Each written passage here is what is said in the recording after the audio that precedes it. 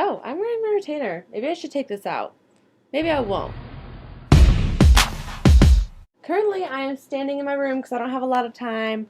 I have to go to class, but I haven't made a video in a really long time because I've been kind of super busy, and of course, last week was Thanksgiving, so, you know, I get the week off.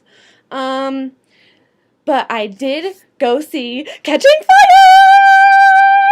And so I have a lot to talk about. Well, actually, not really, because, um, you know what? Time out. I'm taking this out. Time in. I don't actually really have a lot to talk about because what is there to talk about with Catching Fire except for the fact that it was glorious and perfect and amazing and awesome and brilliant and fantastic and generally freaking just mind-blowingly awesome. Like, seriously, it was the best Hunger Games ever. And admittedly, this is only the second Hunger Games, but hands down, I'm pretty sure it's going to be my favorite movie because I love the character development of all of the characters, especially Effie and Haymitch. I felt like we didn't get a lot of them in the last movie, and this time we really do, partly because that's the way the plot is set up, but also because the director and the actors and the writers and everyone, it just came together so perfectly. Ah, so much happiness. What else? I love all of the other tributes. Oh my gosh, I just melt. I think the visuals for them were very accurate. I mean, I haven't read the books in a really long time. I didn't read the book before I saw the movie. Well, I read the books before I saw the movie. But I didn't recently reread Catching Fire before I went and saw it. And I went to the midnight showing. Holla. So I can't really remember how I pictured all the other tributes in my head, but I really liked the teeth. Yeah. The pointy, you know which one I'm talking about, the tribute whose name I can't remember, with the teeth that are like that. I like that. Those are cool. Joanna was hands down my favorite tribute. Oh my gosh, it was perfect. I really like how they included the swearing. Personally, I'm not one for swearing. I don't really think it does anything for your personality or your character or whatever other excuses people give about swearing. I think it's kind of stupid, and if you swear, you probably don't really know how to express yourself, so you result to vulgar words. Anyways, I thought that the swearing actually did something for the movie, especially since they bleeped it out. It was kind of like the Capitol would bleep it out too, because they could kind of see, they could kind of see where it was going, so they'd bleep it out for everyone at home who was watching the interviews. So I like that they did that.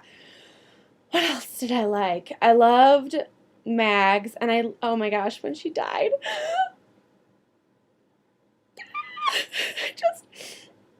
I cried in the theater, and I'm gonna cry now. It was just so beautiful, and it was just so amazing how they did it when she just sacrificed herself, and I was just like, I love you, Mags. Finnick was awesome. Naturally, Finnick is everyone's favorite. I loved the Katniss-Peeta relationship. You could really see where it was going. I mean, people who've read the books obviously know where it's going. I don't even know if there's anyone who's seen the movies who hasn't read the books. And if you're one of those people, what are you doing with your life? Get your priorities straightened out. Come on, man. Anyways,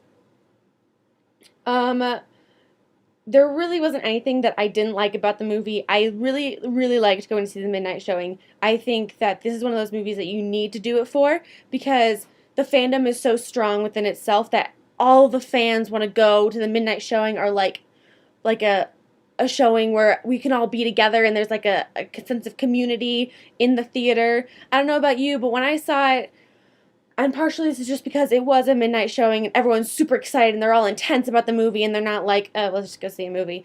They're all like, let's go see Catching Fire.